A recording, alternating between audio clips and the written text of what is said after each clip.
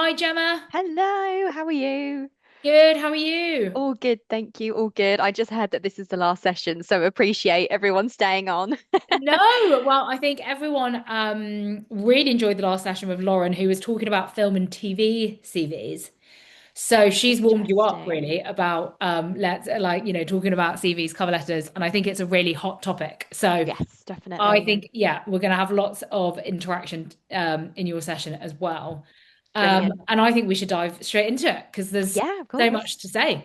But yes, so Gemma, you are from IPG Mediabrands, which Yeah. is a media company. Yes. Do you want to just tell everyone a little bit about who you are and what you guys do, and then we can Yeah, of jump into the course.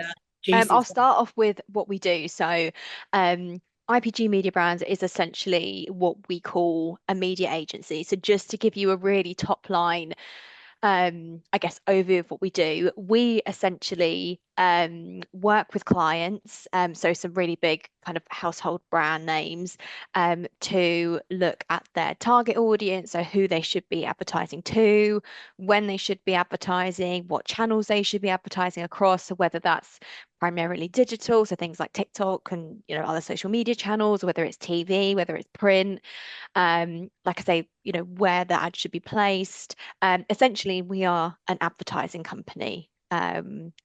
Is what media brands do. And then me myself, I've been at IPG Media Brands for, well, a long time. I actually started my career as an apprentice at Initiative, which is one of IPG Media Brands communication agencies. So I started with them when I was 18.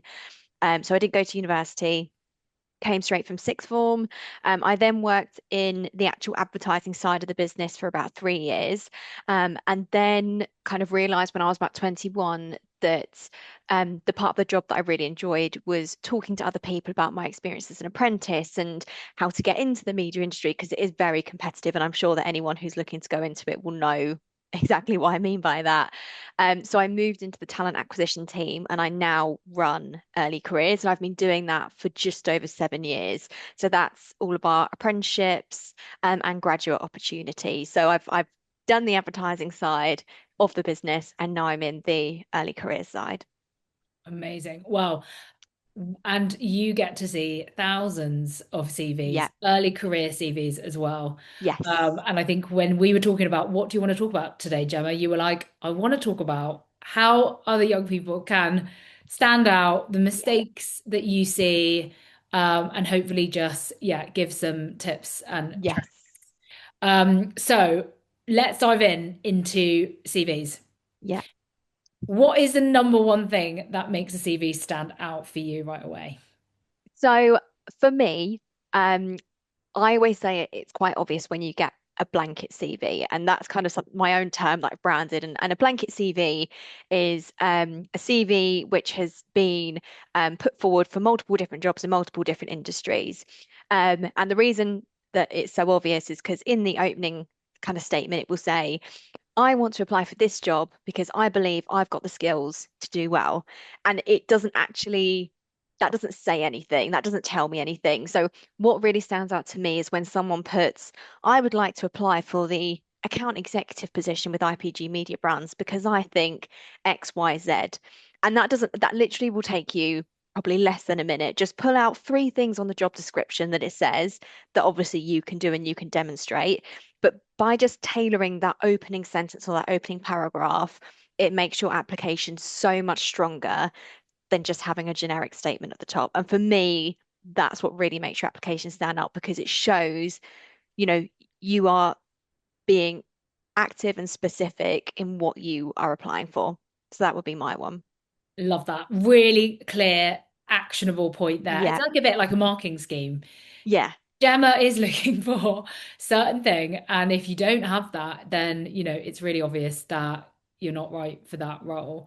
Also, I'm sure you've had lots of people say the wrong name or the wrong company or just Yeah. the Yeah. detail, Yeah, again, and this is one of, I might be jumping ahead here, but one of the things that, I always say is really important is double check what you're uploading, because I've had cases where people have uploaded the wrong documents. So actually a couple of weeks ago, I had someone upload an invoice for something personal instead of a cover letter. So just double check what you're actually uploading as well, and always make sure it's PDF, because otherwise the formatting on a Word doc can jump around. If it's PDF, you know exactly what you're submitting is what the recruiter will be seeing. Okay, so PDF. Yeah. And how many pages would you say is too much? I always say for a CV, 2 pages. I know that some employers say one, but the standard is two. And a lot of people that I've spoken to, whether that's like careers, people in schools and colleges and unis or other businesses, the average is around two. Um, I always also recommend that, when you're bullet pointing your experience, make sure it's specific to what you do and give as many examples as possible. So, for example, if you work in retail and it's your responsibility to open up in the morning, don't just put open up store in the morning. Like, tell me what that involves. Like, think of it as a sponge and just rinse it as much as possible. And be your own cheerleader, because for me, like opening up store in the morning, that might mean one thing to me. It might seem, quite a basic thing to do, but actually, the detail behind that, you might need to, I don't know, like look at the tills and count the cash and all that kind of stuff. Make sure that you really rinse it and put in all those specifics. Okay, love that. And what type of like, see, they don't, people don't need to put every single thing that they've done on a CV. So Yeah, you're saying you've got 2 pages max. You don't have to shove everything on it, but what you're looking for is the most relevant thing that is related to that job. yeah, exactly. And make sure that all the points that you put on there are related to what you do or you have done as well. Um, and if you do something with someone else and it's a shared responsibility, it's still something that you do and it's your CV. So make sure it's in there and you're writing about yourself and what you bring to the table. Are there any other common mistakes that you see on an early careers CV? Do you know what? And I feel like you'll be told this from like when you first joined secondary school or whenever, but the formatting, and you will be amazed how many CVs are poorly formatted, and how the majority of employers will just instantly dismiss you for that reason. Formatting and grammar and spelling. I actually have had someone, it was last year now, but who said they had great attention to detail and spelt attention wrong, and things like that. A lot of employers, because the job market at the moment is very competitive. That's an easy way for them to just rule you out. And everyone always says, oh, but I always do that. I always check, da, da, da. Check it and then check it again, get someone else to check it for you, particularly if you're getting a lot of rejections early on. Just make sure that the formatting is right, the spelling, the grammar, your email address. The amount of times I email people and their email address is wrong, so they never get the reply. I want to take you forward for an interview, but your email address is wrong, so actually you can't even know that you're being put forward. So all those kind of bits that require detail, just double check they're all right. Yeah. We've had a few times where someone's email inbox is so full Mm, that they can't receive any more emails. yeah, So make yeah, sure that your inbox is read, yes. because you might not even realize. Yeah, and also check your junk mailbox, because I have a lot of people who will reach out to me weeks, sometimes months later and say, "Oh my gosh, I miss your email." Particularly if you've got a Gmail account. I don't know why, but for some reason, Gmail tends to put a lot of employer emails into spam and junk. So make sure you're checking that, even just once a week. Because an employer might follow up again one more time, but again, if it's still going into your junk mail, all that energy and that effort that you've put into the application is just being lost. So please, please, please check your junk emails at least once a week. Great tip. Great tip. What about cover letters? Is it important? Like, what makes good cover letter? What is the point of the cover Yes. letter? Yeah. So I always say that the point of the cover letter is to just kind of like explain your CV in a bit more detail. So a CV is really concise, like we love bullet points on a CV. Whereas a cover letter is, that's the time where you can write paragraphs and go into detail and be a bit more, explain kind of why you're applying and your experience in a bit more detail. Some companies require a cover letter, some are optional. I always think it's better to put a cover letter forward than not. It just means that obviously you're putting more effort and time into application. What I will say is obviously now we've got like ChatGPT and Copilot, and it's very easy for people to write cover letters. Um, I'm not saying don't use AI unless it specifically says in an application, do not use AI. I actually don't see an issue in using it. I think AI is really helping people in the job space.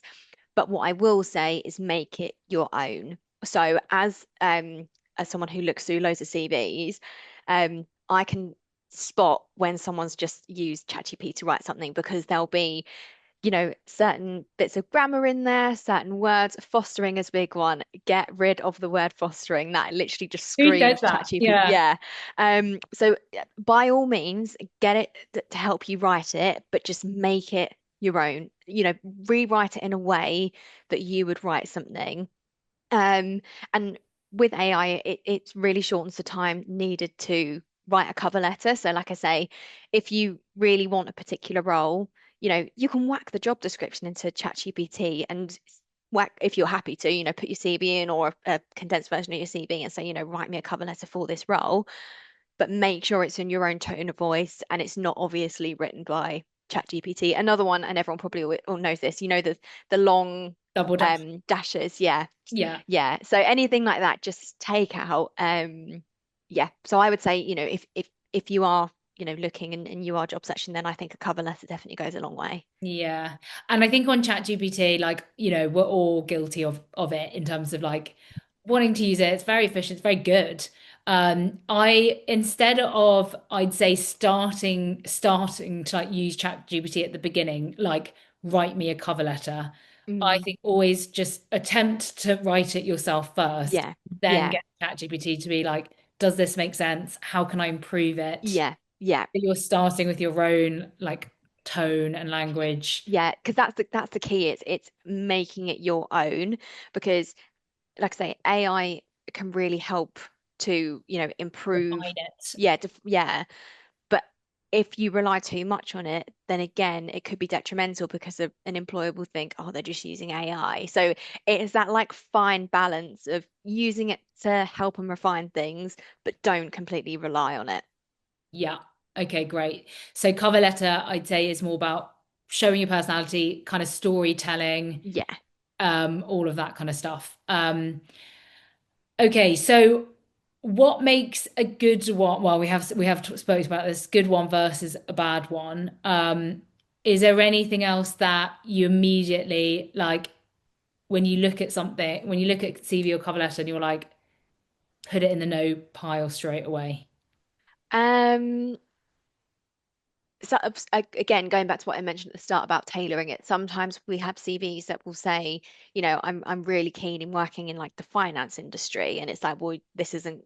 Oh, like we do have finance roles, but if you've applied for a media role and you say you're really interested in going into finance or law or something, then again, it's like, well, you've applied for something completely different. So just make sure that it's tailored for the industry you're going into.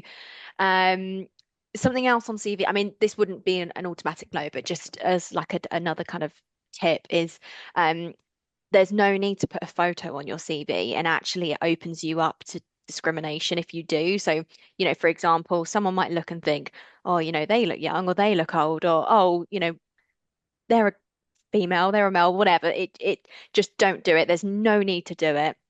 Same with date of Okay. birth, leave it off. If anything, you wouldn't go up to some random person on the street and say, "Oh, this is my birthday."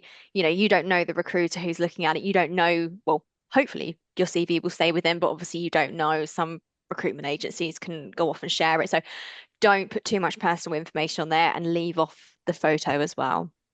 Okay, good one. And what Yeah.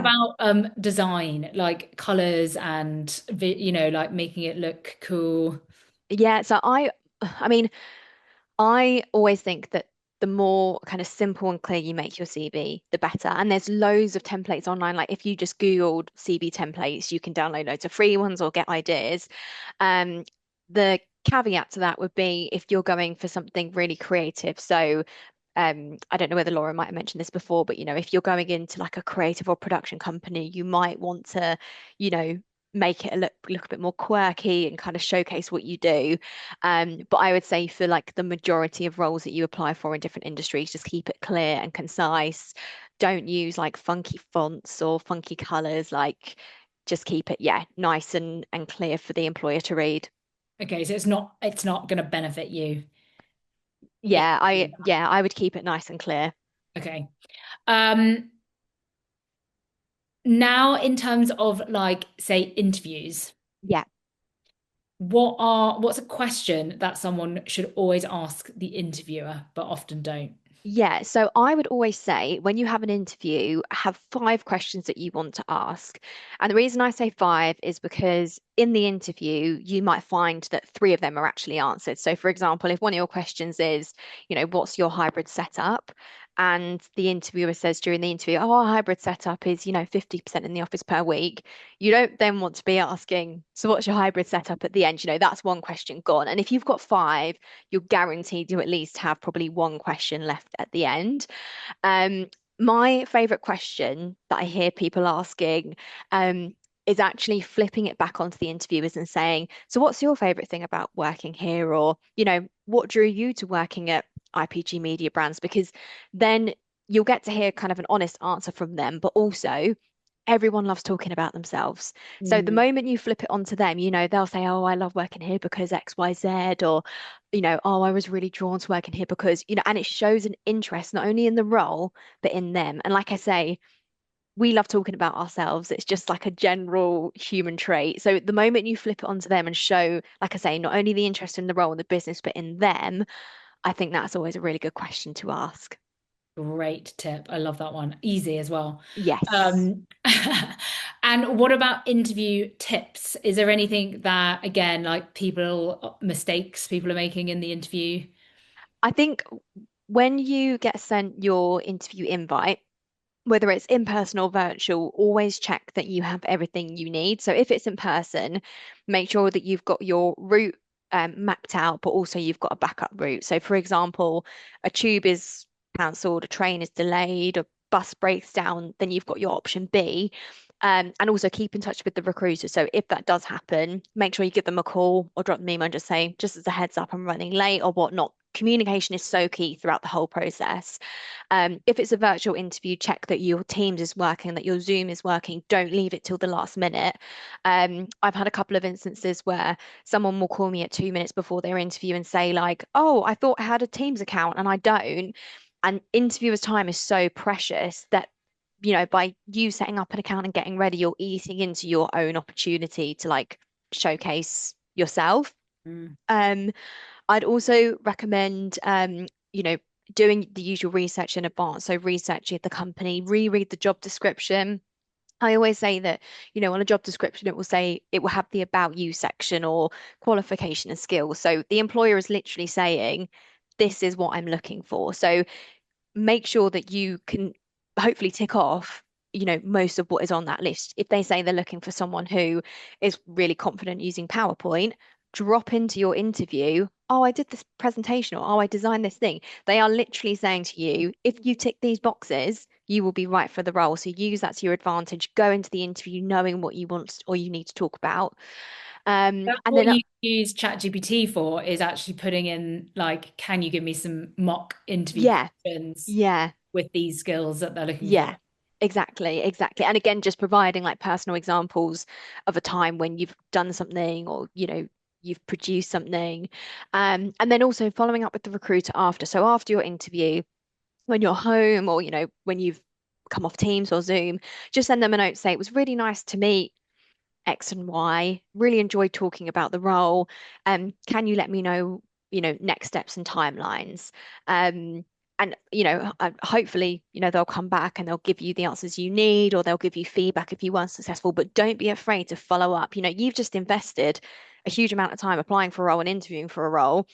You know, don't be afraid to nudge them and be like, "Hi, can you give me an update?" That's the least they can do.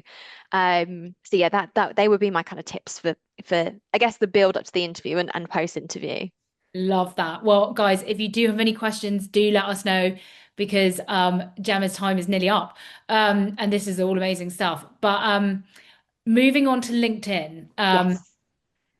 do you think everyone should have a LinkedIn profile? And do you like it when people reach out to you on LinkedIn? Yes, I think everyone should have a LinkedIn profile for two reasons. The first one is because a lot of recruiters will headhunt on LinkedIn. So if you're on there, then you're more likely to be approached, which just makes job searching so much easier. And the second reason is because the majority of employers and businesses will list their vacancies on LinkedIn. So if you've got a LinkedIn account, then it's very easy for you to have a browse. You can search by keywords, um, hybrid setup, salary, things like that, and just keeping your LinkedIn up to date as well. Um, Sorry, what was the second part of your question? Like, should people like, do you like it when people reach out to you on Oh, LinkedIn with yes, their yeah. CV? Yes, absolutely. You can reach. I mean, it's difficult because a lot of recruiters I know won't necessarily always reply to you, and I know it can be quite disheartening. But the more you do to put yourself out there, the more that that one person will, pick up on it. So yes, definitely. I think, do your research on LinkedIn, connect with people, drop people notes. Don't be afraid to like post on LinkedIn as well. I know that, I mean, I work in recruitment and I personally find LinkedIn can be a bit cringy sometimes with what people put on there, but it's the corporate game, make sure you're posting regularly on there, even if it's, something that you might think is minor, because personal brand is everything. The more you do, the more, that you put yourself out there, the more, like I say, someone is likely to kind of pick up on that. And, you have to be your own cheerleader. You do, exactly. And you can't, yeah, like you said, be ashamed of just putting yourself out there. Yeah, yeah. Doesn't matter. Like, I probably post multiple times a week, and then I'm like, oh no, people, am I annoying someone? But like, it's more about the subconsciousness, isn't it? Just Yeah, it is. It being is. top of Actually, mind. the other thing that I was going to mention, and it kind of links to LinkedIn, but more broadly job hunting. I mentioned at the start that I've been in the talent team for just over 7 years now. And the job market at the moment is so competitive. So if you're watching this and you're thinking, I feel like I've applied for hundreds of jobs and I'm not hearing back or I'm getting rejected, it's not necessarily anything you're specifically doing. It is just so competitive at the moment. And also going into the festive period, businesses will start to kind of like pull back on recruitment because people go on holiday. There's a lot of social things happening. So, for example, this is our last week that we're going to be posting any vacancies till January. So don't feel disheartened. Like it is just the climate at the moment. I know it's so much easier said than done, but keep going. Mm. um, yeah, it's not necessarily anything you are specifically doing. It is just so incredibly competitive at the moment. So January, you'll notice that things pick up. The springtime is when a lot of people will advertise for kind of graduate opportunities, internships. So just make sure you're doing your research in advance to know when those application windows are going to open. But yeah, it's very competitive at the moment. So like, please don't feel disheartened or take it too personally. It's unfortunately it's just the climate that we're in. Yeah. And how can people, if they are getting rejected, like, do you have any tips on how people can improve? Like, should they get some more advice on their CV? Yeah, I think it depends what stage. So, for example, if you are constantly getting rejected at that CV stage, look at your CV again because that will be the blocker as to why you're not moving any further forward. So check the basic things like the formatting, spelling, grammar, but also like how relevant is your CV maybe to the role that you're applying for. There are so many different like CV resourcing places out there, whether that's like a Google search or AI or watching like YouTube videos or TikTok videos, etc. If it's the interview stage, then every recruiter should be giving you feedback. And I know that that doesn't always happen, but like I say, push and nudge and get as much feedback as possible. And we always say, look at typical interview methods, so like the STAR method, or like providing specific examples, like focus on like, if they ask you a question, make sure, you give your broader answer, but then you're tailoring it specifically for what you've done, and just try and gather as much feedback as possible as well. Amazing. Thank you so much, Emma. Well, the time is up. It's already 20 minutes gone. We've gone over 20 minutes. But that was so, so valuable. Thank you so much. I feel like everyone's learned something that they can just improve, take away. But yes, don't get disheartened. It is Mm. competitive, but oh, lots of clappy emojis for you, Gemma.